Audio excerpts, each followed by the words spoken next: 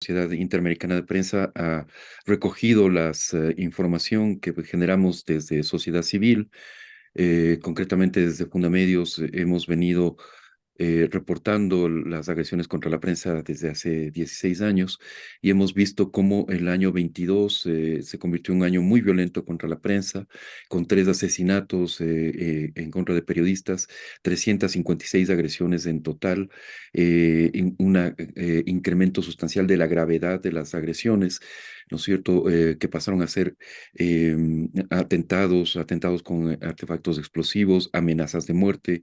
Esto se ha mantenido en el 2023 al punto que hemos tenido que reubicar a 9 periodistas que han tenido que salir bien del país o hemos tenido que reubicar en otras zonas diferentes del país.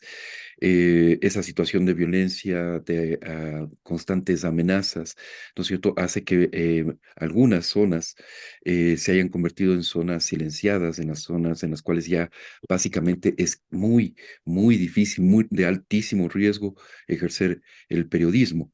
Y esta situación se mantiene. Solo recordemos que en el último mes hemos tenido que reubicar a 3 periodistas más, con los cuales se completa ese número de 9 periodistas exiliados, ¿no? Tanto en exilio externo como exilio interno.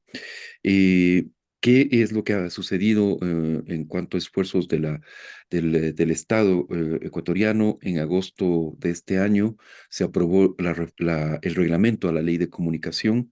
Ese reglamento incluye el desarrollo del mecanismo nacional o el mecanismo estatal de protección a periodistas y trabajadores de la prensa. En los últimos 2 meses, lo que ha sucedido es que se ha conformado el nuevo Consejo de Comunicación que reemplaza al antiguo Cordicón, ¿no es cierto? Y que tiene como función primordial la protección de periodistas.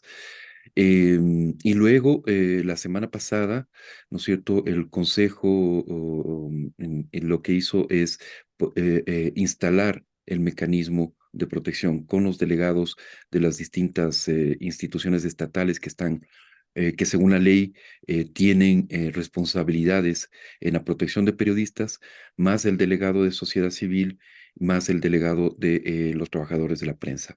Entonces, hay ese proceso ya de instalación del mecanismo y lo importante es ponerse a trabajar ya, en este momento, porque la situación realmente es urgente. Pero En dentro cuanto al del financiamiento, proceso sí, también que realiza este consejo y le consultaba, sobre todo por la situación económica y porque imagínense que finanzas y dentro de este reglamento orgánico se establecía que se tenía que tener un fondo justamente para estos momentos, ¿no? En los casos de protección a quienes hayan dentro del trabajo periodístico verse afectados por amenazas. Y le consultaba. Yo sé, y aquí en el texto que nos han enviado dice que Finanzas asignará el presupuesto al Consejo para que se cumpla con lo que dice el reglamento a la ley de comunicación. Pero mi consulta es, ¿se cumplirá o no se cumplirá o cómo va avanzando esta asignación de fondos?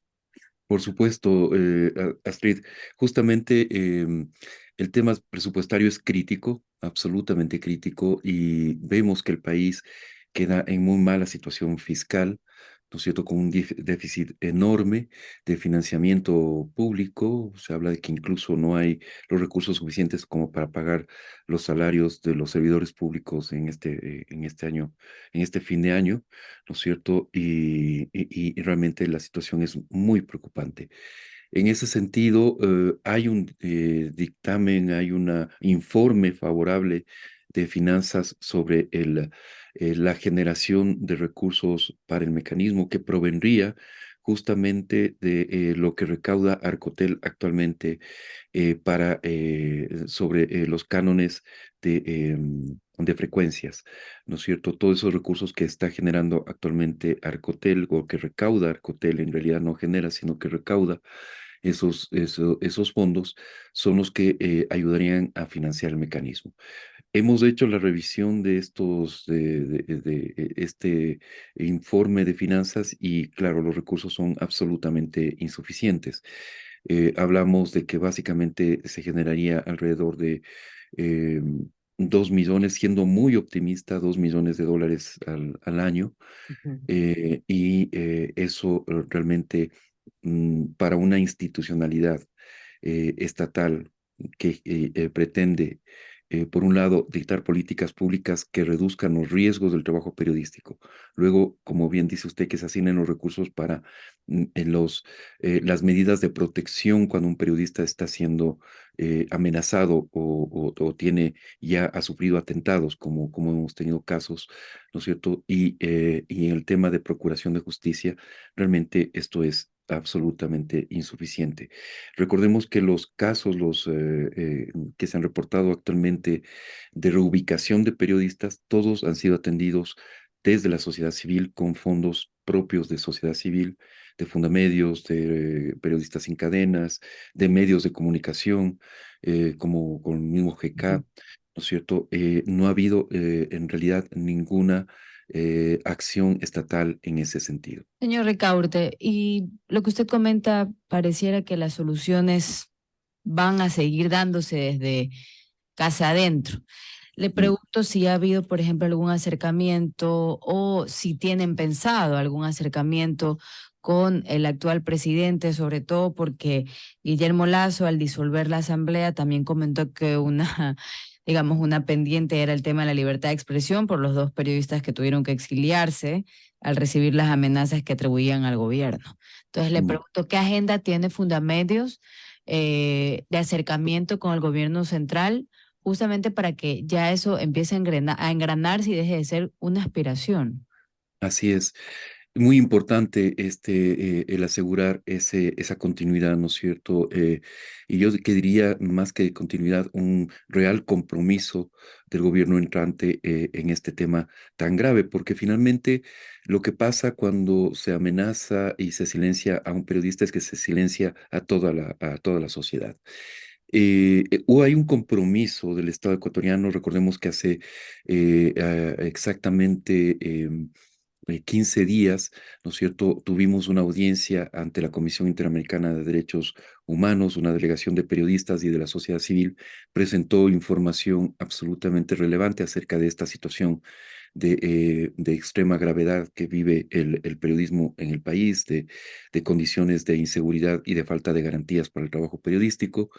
Lo que sucedió incluso en una reunión posterior, en una reunión de trabajo que tuvimos con los representantes del Estado, encabezados por el ministro de Gobierno, Henry Cucalón, es que justamente se iba a buscar que en agenda de transición con un nuevo gobierno se priorice este tema del mecanismo y de la seguridad de periodistas. De lo que sabemos, mantenemos el diálogo con el ministro de Gobierno actual, Henry Cucalón. Ya ha habido conversaciones con el nuevo secretario de Comunicación, Roberto Izurieta, a quien conocemos además por su enorme trayectoria académica en la George Washington University de Estados Unidos, ¿no es cierto? Es alguien que creo que todo el mundo lo conoce, a Roberto Izurieta.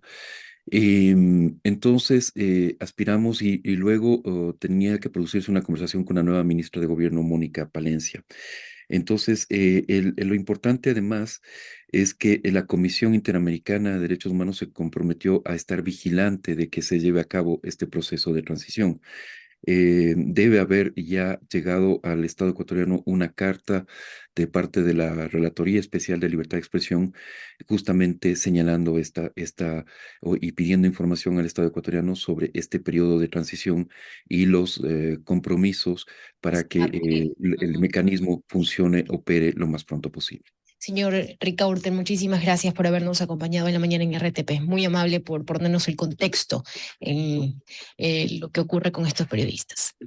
Con todo gusto, siempre a las órdenes, siempre es un placer conversar con ustedes. Hasta luego.